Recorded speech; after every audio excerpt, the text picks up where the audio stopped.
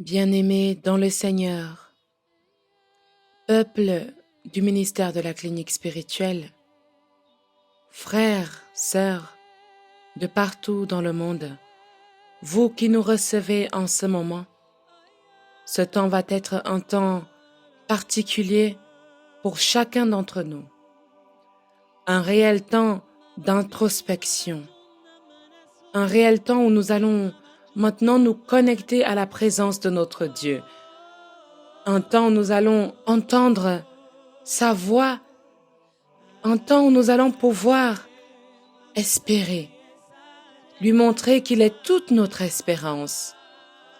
Aujourd'hui, oui, nous allons prendre ce temps, le temps de parler, mais aussi d'être dans le silence, le temps de recevoir, mais aussi d'être capable de donner, le temps d'être avec Dieu, le temps d'être en lui, le temps d'être pour lui, et lui également pour nous. Amen. Il est temps pour nous de nous approcher de l'Éternel notre Dieu. Lorsque nous sommes devant cette salle d'audience, lorsque nous nous regardons et que nous regardons tous ceux-là qui sont dans l'assemblée, tous ceux-là qui sont dans cette salle d'audience avec nous, pour plaider notre cause, pour rappeler à l'Éternel le souvenir de ses promesses, afin que celui-ci les accomplisse pour nous. Oui, Père éternel, c'est pour toi que nous sommes là. Nous sommes venus te voir, Seigneur. Nous sommes venus te voir, Seigneur. Nous sommes venus te voir, Seigneur. Alléluia. Bien-aimé peuple de Dieu, la présence de Dieu se fait sentir au milieu de tout cela qu'il invoque réellement.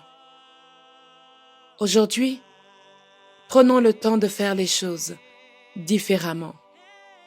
Prenons le temps de parler de l'espérance, de l'humilité, de cette prosternation qui nous conduit à la repentance, qui nous conduit à nous recroqueviller peut-être devant la face de notre Père.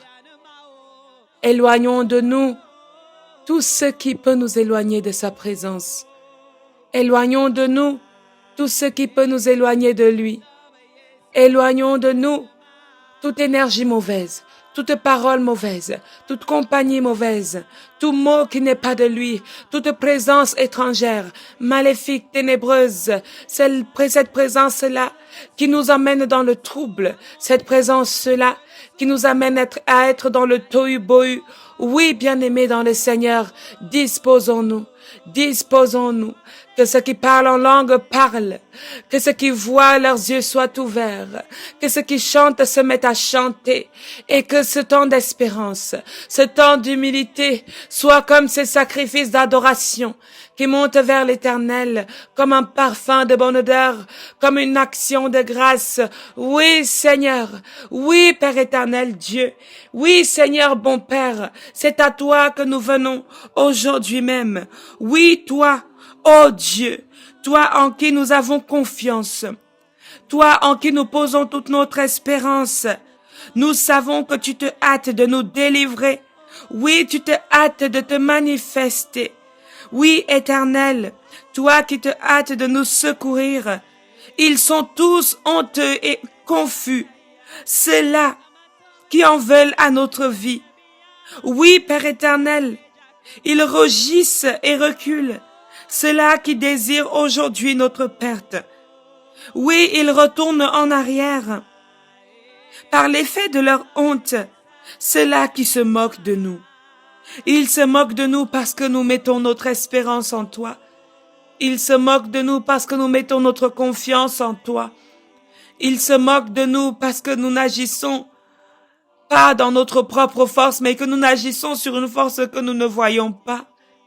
Une force en laquelle nous mettons toute notre espérance. Oui, Seigneur, cette force, c'est toi. Oui, Seigneur, cette force, c'est toi. Seigneur, oui, nous le confessons que nous avons vu et entendu que tous ceux qui te cherchent, tous ceux-là sont dans l'allégresse. Tout cela sont dans la joie. Tout cela sont dans la réjouissance. Tout cela sont dans l'amour. Tous ceux qui te cherchent sont dans le partage. Ceux qui aiment tes statuts. Ceux qui aiment tes lois. Ceux qui aiment tes préceptes. Ceux qui aiment ton commandement. Alléluia. Exalté soit notre Dieu. Peu importe qui nous sommes. Peu importe ce que nous sommes. Peu importe si nous sommes pauvres ou si nous sommes riches. Peu importe si nous sommes pratiquants, pleinement ou à moitié. Nous disons tous, Seigneur, exalté soit notre Dieu. Éternel Dieu Tout-Puissant, oui, c'est toi qui te hâtes en notre faveur. Nul autre ne peut comme toi. Nul autre ne fait comme toi. Nul autre n'est capable comme toi. Seigneur, tu es notre aide. Tu es notre libérateur. Tu es l'Éternel Dieu. Nous savons que tu ne tardes pas. Alléluia. Amen. Bien-aimés dans l'Éternel, je vous salue dans le nom précieux de notre Seigneur Jésus-Christ de Nazareth. Je nous invite à chanter ensemble maintenant le nom de notre Dieu. Lui rappeler que nul n'est comme lui. Lui rappeler que personne ne fait comme lui. Personne n'est capable comme lui. Alléluia. Comme toi,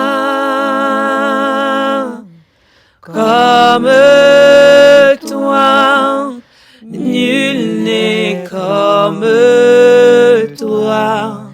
Personne n'est comme toi. Comme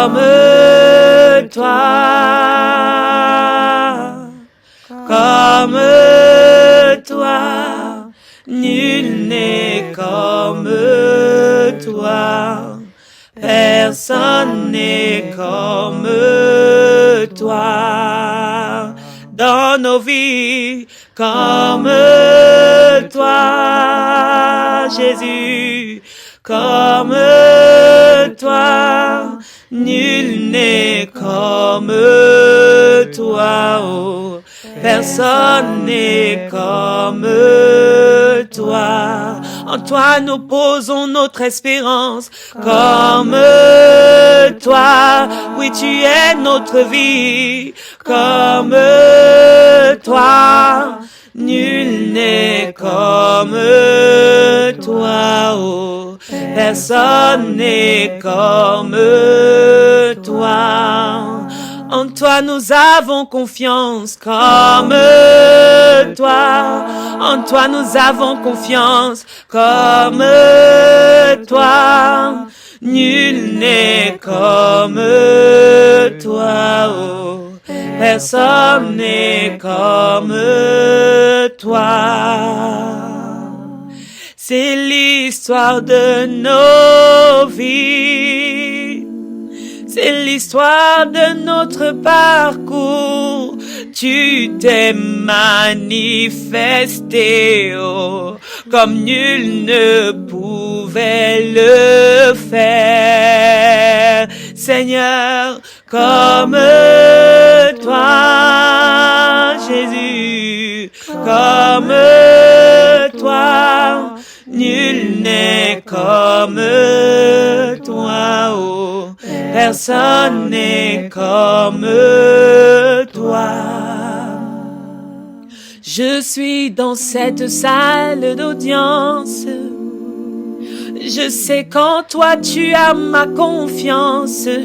Nul ne fait comme toi, oh. Personne ne fait comme toi. Seigneur, comme toi,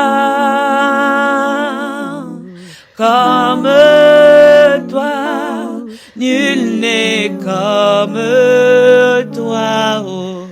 Personne n'est comme toi. Que tous ceux qui espèrent viennent vers le Seigneur. Comme toi, que tous ceux qui croient viennent ensemble.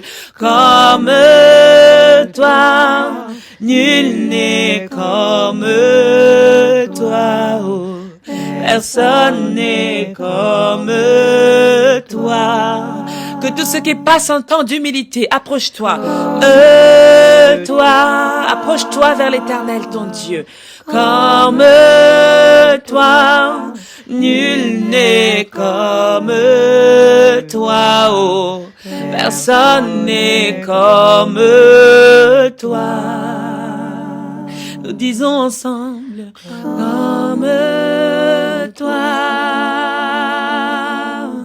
comme toi, nul n'est comme toi, oh. Personne n'est comme toi. Nul ne fait comme toi, on va le dire. Comme toi, comme toi, nul n'est comme toi, oh. Personne ne fait comme toi. Oui, Père éternel, tu es bon sur toute la terre. Tu es capable de toutes choses. C'est en toi, Seigneur, que nous venons aujourd'hui, nous les membres du ministère de la clinique spirituelle, nous les frères et les sœurs de part et d'autre dans le monde, nous ton peuple, moi que tu viens d'appeler, Seigneur, moi ton fils, je viens à toi, je pose toute ma foi, toute mon espérance, avec humilité, Seigneur, je veux m'approcher de toi, je veux contempler ta face, connaître ton nom, Père, recevoir ta grâce, te toucher, Seigneur, te toucher aujourd'hui plus qu'hier, te toucher en ce moment, Père éternel, plus que dans les jours d'avant. Oui, Seigneur Dieu, en toute humilité, avec petitesse du cœur, je viens à toi. Souviens-toi de moi, Seigneur. Souviens-toi de moi selon tes promesses. Souviens-toi de moi selon ta parole. Ne te souviens pas des fautes de ma jeunesse. Souviens-toi de moi selon ton amour. Souviens-toi de moi selon ta miséricorde. Souviens-toi de moi, Père, parce que tu es bon. Tu es bon, Seigneur. Tu es meilleur. Meilleur que ce que nous pouvons espérer être. Meilleur que ce que nous pouvons espérer dans le plus des beaux mondes. Seigneur Dieu, oui, tu es parfait. Tu es parfait sur toute la terre. Dans le nom de Jésus, que nous nous approchons de toi. Amen. Vous l'aurez compris, bien-aimé peuple de Dieu. Vous l'aurez entendu annoncer dès l'ouverture de ce pain quotidien de 15 heures. Je nous crois disposer chacun d'entre nous. Oui, nous parlons aujourd'hui de l'espérance, l'humilité. Alors, simplement, au lieu de commencer par définir, nous avons commencé par le vivre. C'est important parfois de commencer par la pratique pour mieux comprendre la théorie. Et dans d'autres cas et d'autres circonstances, oui, nous avons commencé par la théorie pour ensuite maintenant exercer dans la pratique. Qu'est-ce que c'est que l'espérance? L'espérance est un sentiment. Un sentiment qui nous amène à croire fortement à la réalisation de ce que l'on désire. Oui, c'est un sentiment de confiance. Confiance envers l'avenir. Confiance envers Dieu. Confiance envers l'intervention de Dieu. L'espérance, c'est attendre avec confiance la réalisation de ce que l'on désire. C'est vivre avec un sentiment positif, vivre dans la foi, vivre dans l'attente d'un avenir merveilleux. Bien-aimés, nous avons dit tantôt que l'espérance fait partie d'une vertu que l'on appelle théologale. Amen. Une vertu théologale est une vertu selon la chrétienté qui guide les hommes et les femmes dans l'humanité à former, forger leur rapport au monde et à Dieu. Nous avons partagé ensemble la vertu théologale qu'est la foi. Nous avons pu partager la charité. Aujourd'hui, nous allons partager ensemble l'espérance, l'humilité.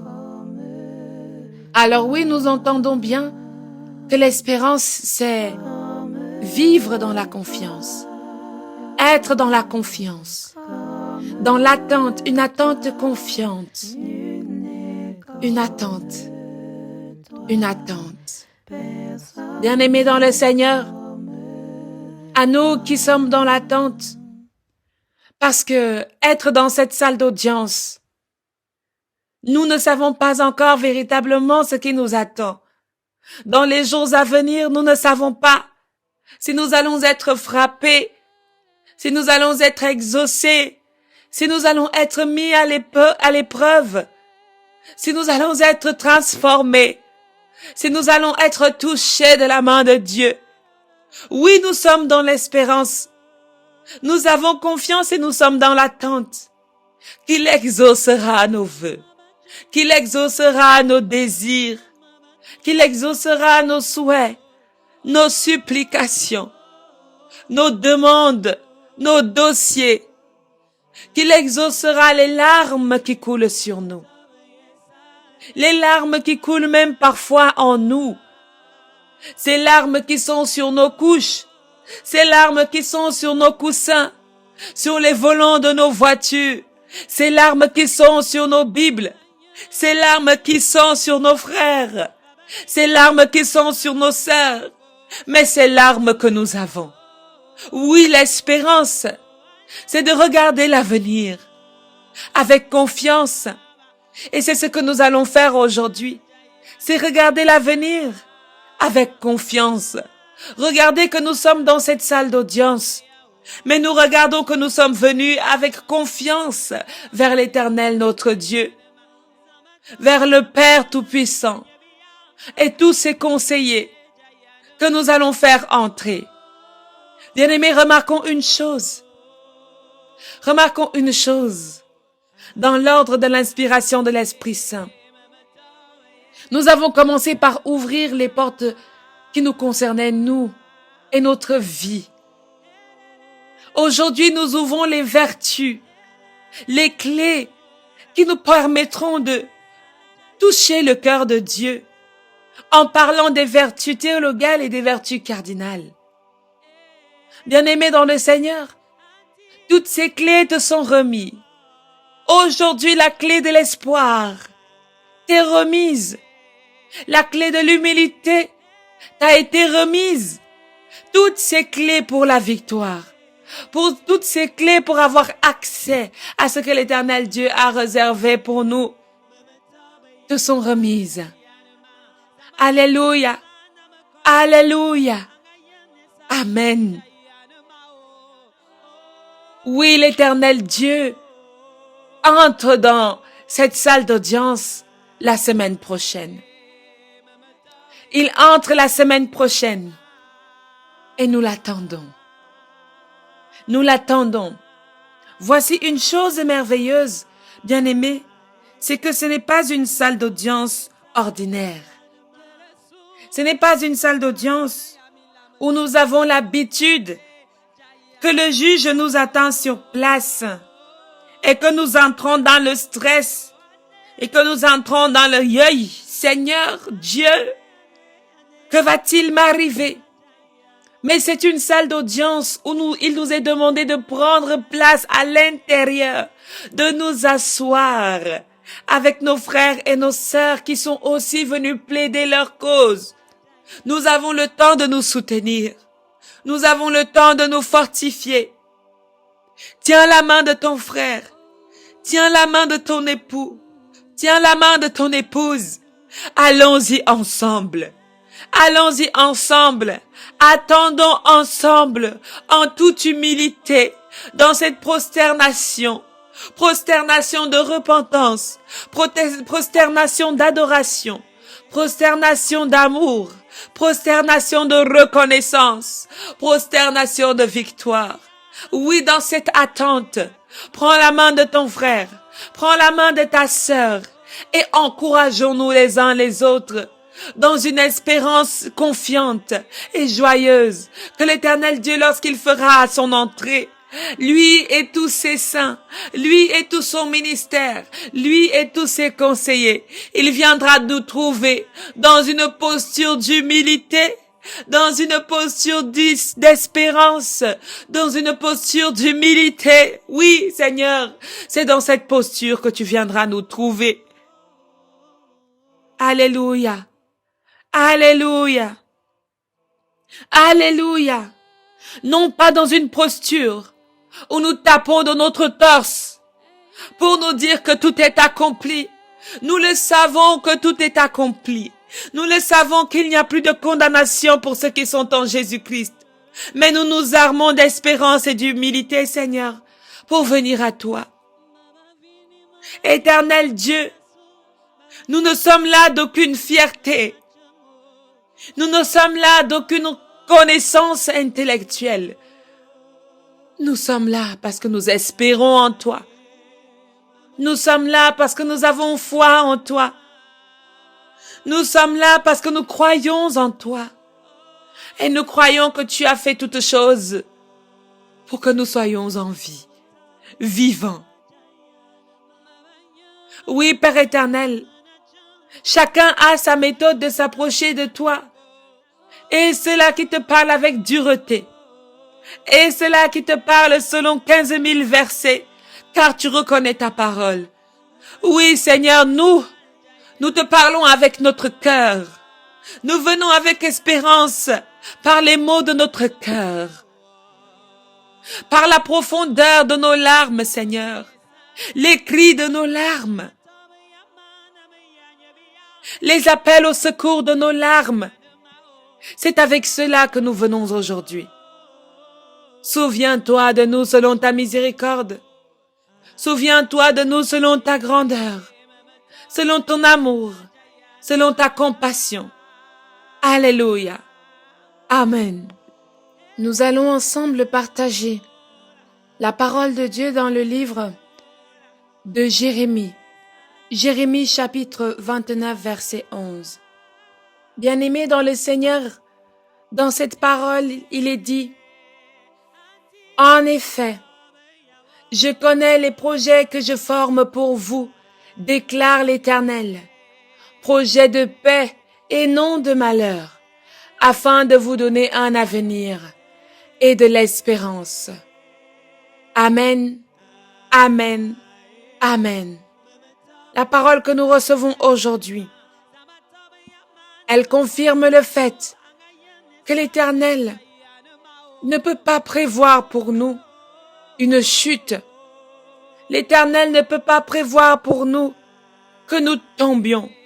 Il ne peut pas nous recueillir puis nous jeter encore au sol. Il a formé tous ces projets, tout ce que nous vivons. Ce sont pour nous des projets de paix, des projets d'élévation, des projets de fortification, afin que nous ne soyons plus spirituellement faibles, afin que nous ne soyons plus faibles dans nos affaires, faibles devant l'ennemi, faibles devant l'oppresseur, faibles devant le persécuteur. Il nous forme et il nous forge pour que nous vivions dans un monde de paix, que nous soyons continuellement dans notre cœur en paix, de vivre avec amour les projets de l'Éternel. Ceci pour notre avenir et pour notre espérance. Amen. Ésaïe, dans son chapitre 40, verset 31, va nous encourager, nous donner la force et nous parler de cette promesse de Dieu. Il dit: Mais ceux qui comptent sur l'Éternel renouvellent leur force. Ils prennent leur envol comme les aigles. Ils courent sans s'épuiser. Ils marchent sans se fatiguer. Oui, à toi, mon âme. Oui, à toi, mon âme. Espère en Dieu. Espère en l'Éternel. Que ma bouche espère en l'Éternel. Que mes forces espèrent en l'Éternel. Là où la force est finie, là où tu es épuisé, là où tu vis des difficultés, là où tu es dans l'attente, là où tu es dans le manquement, là où tu es dans la douleur, là où tu es dans la peine, là où les hommes t'ont déçu, là où les femmes t'ont déçu, là où les êtres humains t'ont achevé, espère en l'Éternel. Que ceux qui courent ne courent pas juste pour courir, qu'ils courent en espérant en l'Éternel afin de ne pas s'épuiser. Que ceux qui marchent ne marchent pas pour marcher, mais qu'ils marchent en l'Éternel afin de ne point se fatiguer. Oui, afin que notre envol, que nous soyons ceux-là qui prennent leur envol comme des aigles, parce que nous avons notre espoir en l'Éternel Dieu. Oui, l'Éternel nous garde, il nous garde de tout mal, il nous garde et garde notre vie. L'Éternel garde notre départ, il garde notre arrivée, dès maintenant, oui, à toujours et à perpétuité. C'est cet Éternel que nous sommes venus voir, parce que voici la course que nous menons depuis toujours. 2 ans de course, 2 ans de fatigue, 2 ans dans l'échec, 10 ans dans l'échec, 15 ans dans la stérilité, 15 ans dans la difficulté, 15 ans dans la pauvreté. Mais nous ne t'avons jamais lâché, Éternel. Nous ne t'avons jamais lâché, Seigneur. Nous ne t'avons jamais lâché, oh Dieu. Dieu de miséricorde, Dieu de grâce, Dieu d'amour. Manifeste-toi encore, manifeste-toi encore. Nous espérons en toi, nous espérons en toi. C'est toi qui dis dans ta parole, venez à moi, vous tous qui êtes fatigués et chargés, je vous donnerai du repos. Éternel Dieu, ce doux repos, quand est-ce qu'il sera valable pour moi? Quand est-ce qu'il sera valable pour ton fils? Quand est-ce qu'il sera valable pour ta servante? Quand est-ce qu'il sera valable pour ma famille? Quand est-ce qu'il sera valable pour mon pays? Quand est-ce que, Seigneur, nous allons être dans ce repos? Nous espérons en toi, dans nos lits, dans nos sièges de malades, là où nous sommes hospitalisés, nous espérons en toi, Éternel Dieu Tout-Puissant. Daigne jeter un regard favorable sur nous. Toi qui nous demandes d'avoir la foi, d'avoir l'amour, d'avoir l'espérance. Seigneur Dieu, nous avons cette espérance. Ne nous laisse pas espérer en vain. Ne nous laisse pas espérer pour être déçus. C'est toi qui as formé des projets de paix et non de malheur. Notre espoir, notre confiance est déposée entre tes mains. Pas dans les mains de l'ennemi, cet ennemi qui veut nous persécuter jusque dans nos pensées, qui veut nous faire laisser tomber, qui veut nous faire lâcher prise, cet ennemi qui veut nous faire croire que tu n'es pas puissant, que tu n'es pas tout puissant, cet ennemi qui veut nous faire croire que tu n'es pas l'Éternel Dieu, qu'en toi tu n'as pas la force, cet ennemi qui veut nous faire croire que la sentence est irrévocable. Oui, Seigneur. Oui, Seigneur. Nous venons à toi avec cette parole dans l'Ancien Testament au livre de Genèse. Livre de Genèse, nous allons lire ensemble Genèse chapitre 18. Genèse chapitre 18, nous lisons à partir du verset 16. Ces hommes s'élevèrent pour partir, et ils regardèrent du côté de Sodome. Abraham alla avec eux pour les accompagner. Alors l'Éternel dit, « Cacherai-je à Abraham ce que je vais faire? Abraham deviendra certainement une nation grande et puissante, et en lui seront bénies toutes les nations de la terre. car je l'ai choisi afin qu'il ordonne à ses fils et à sa maison, après lui, de garder la voie de l'Éternel, en pratiquant la droiture et la justice, et qu'ainsi l'Éternel accomplisse en faveur d'Abraham les promesses qu'il lui a faites. Et l'Éternel dit, le cri contre Sodome et Gomorrhe s'est accru, et leur péché est énorme. C'est pourquoi je vais descendre, et je verrai s'ils ont agi entièrement selon le bruit venu jusqu'à moi. Et si cela n'est pas, je le saurai. Les hommes s'éloignèrent et allèrent vers Sodome. Mais Abraham se tint encore en présence de l'Éternel. Abraham s'approcha et dit, « Feras-tu périr aussi le juste avec les méchants? Peut-être y a-t-il 50 justes au milieu de la ville. Les feras-tu périr aussi? Et ne pardonneras-tu pas à la ville à cause des 50 justes qui sont au milieu d'elle? Faire mourir les justes avec les méchants, en sorte qu'il en soit du juste comme du méchant? Loin de toi cette manière d'agir, loin de toi. Celui qui juge toute la terre, n'exercerait-il pas la justice? Et l'Éternel dit, si je trouve dans Sodome 50 justes au milieu de la ville, je pardonnerai à toute la ville à cause d'eux.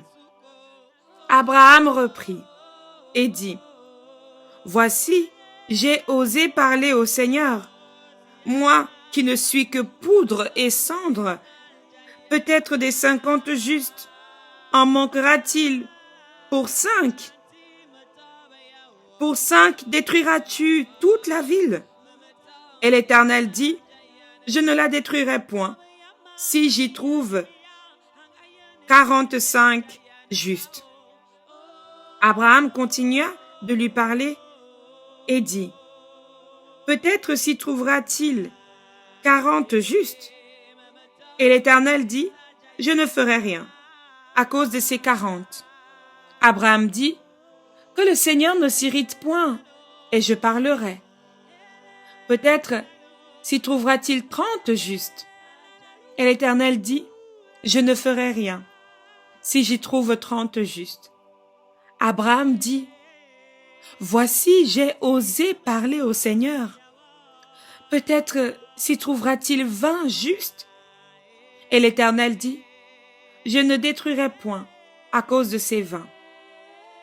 Verset 32, Abraham dit, que le Seigneur ne s'irrite point, et je parlerai plus que 7 fois. Peut-être s'y trouvera-t-il 10 justes. Et l'Éternel dit, je ne la détruirai point à cause de ces 10 justes. L'Éternel s'en alla alors qu'il eut achevé de parler à Abraham.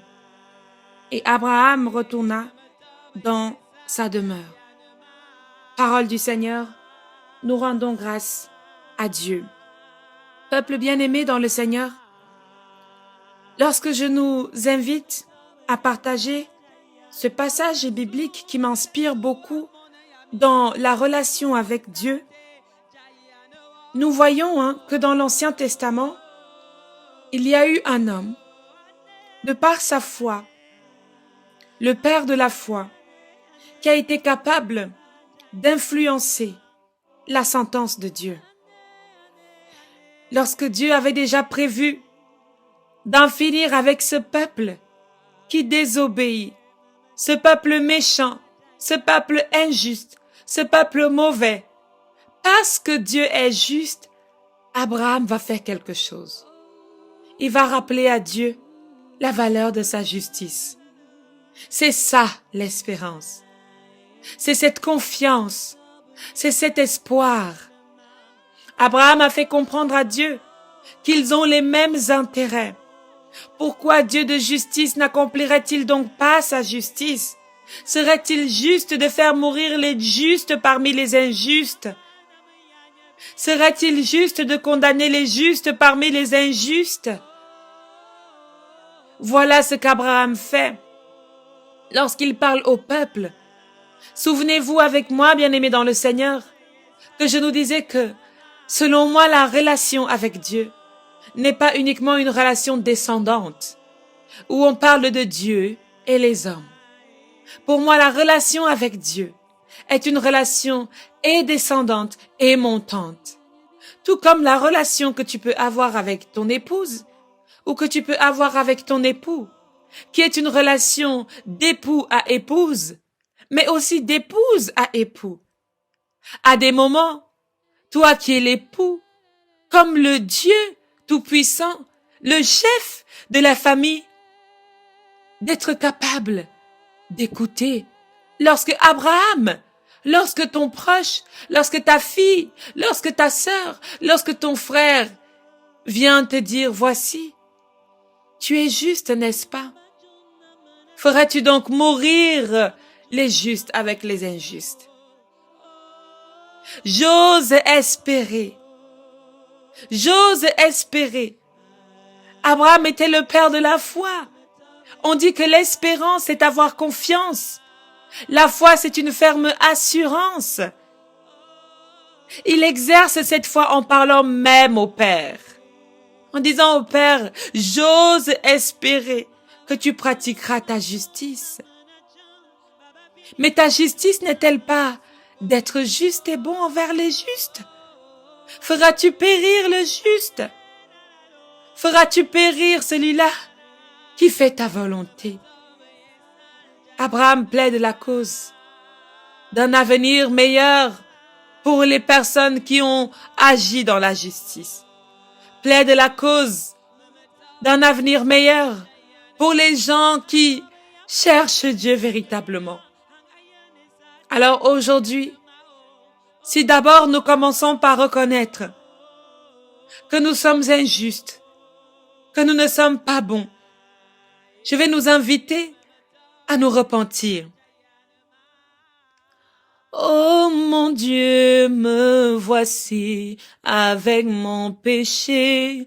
Seigneur mon Dieu, pitié. Ma volonté de trahir, je la confesse. Seigneur mon Dieu, pitié. Toujours enclin à ne qu'offenser par ma faiblesse de cœur. Rends mon cœur prompt au repentir, ô mon Dieu. Seigneur mon Dieu, pitié. Menabi atat, ma mamade, à moi te yalame. Vata mangud ya kongla nantie, yame uwe atat.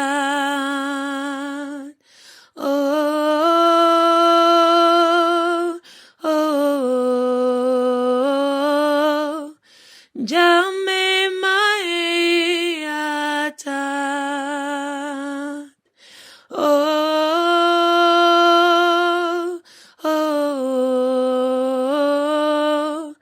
Seigneur mon Dieu, pitié. Oui, Seigneur Dieu, nous reconnaissons que nous sommes ces personnes-là qui sont parfois injustes envers les autres. Nous nous repentons, Seigneur. Nous nous repentons, Père éternel, en toute humilité. Nous voulons nous approcher de toi. Là où Moïse est en train de plaider pour notre cause, là où Moïse a agi, a intercédé pour nous, et nous n'avons pas été capables d'agir dans la justice. Et nous n'avons pas été capables d'activer notre côté bienveillant, amour, paix, joie, pardon. Là où nous avons été faibles, Seigneur, pardonne. Nous sommes humiliés devant ta sainte face, éternel Dieu, afin que tu daignes jeter un regard de miséricorde et de compassion sur nous, ton peuple. Oui, Père éternel, nous venons à toi avec nos fardeaux, implorer cette grâce, implorer cette faveur en laquelle nous avons espérance, que notre cause n'est pas vouée à l'échec, que nous ne sommes pas totalement voués à la perdition, mais que nous sommes ce peuple, dans tout Sodome et Gomorrhe qui nous entoure, que nous sommes ce peuple, Seigneur, qui peut être juste devant ta face. Oui, Père éternel, la repentance est toujours valable. La repentance est toujours valable, car aucun homme n'est juste. Nous nous mettons, nous nous cachons, nous nous habillons par l'action de notre Seigneur Jésus-Christ pour avoir cette possibilité d'être près de toi. Éternel Dieu, ce n'est que lui qui nous rend dignes de toi. De nous-mêmes, nous sommes indignes. Indignes. Et nous venons te demander pardon. Dans notre cœur, pardonne-nous. Dans notre vie, pardonne-nous. Dans notre parcours, dans notre ministère, dans notre appel, pardonne-nous. Dans les mots que nous choisissons de dire, à cause de la colère, à cause de la fureur, dans ces mots parfois si blessants, si horribles, si affreux, dont nous sommes l'auteur, pardonne-nous. Dans ces mots que nous recevons, donne-nous de pardonner. Pardonner à ceux qui nous ont offensés. Pardonner à ceux qui nous ont poignardés. Pardonner à ceux qui nous ont délaissés. Pardonner à ceux qui nous ont oubliés. Pardonner à ceux qui ne nous rendent pas ce que nous donnons. Pardonner à ceux qui nous ont offensés. Oui, Seigneur, dans cet acte d'humilité et d'espérance, donne-nous de pouvoir aussi nous tenir comme Moïse s'est tenu et parler de toi, parler avec toi, dans l'espérance à ce que le juste survive et qu'il vive par sa foi. Amen, amen, amen. Merci, Père éternel, de ta lumière qui éclaire nos visages, qui éclaire nos cœurs, qui éclaire nos maisons, qui éclaire en ce moment même nos familles, nos foyers, nos lieux de service, notre parcours avec toi. Reste et demeure en chacun de nous, au nom précieux, miraculeux de notre Seigneur Jésus-Christ, que nous t'avons ainsi prié. Amen.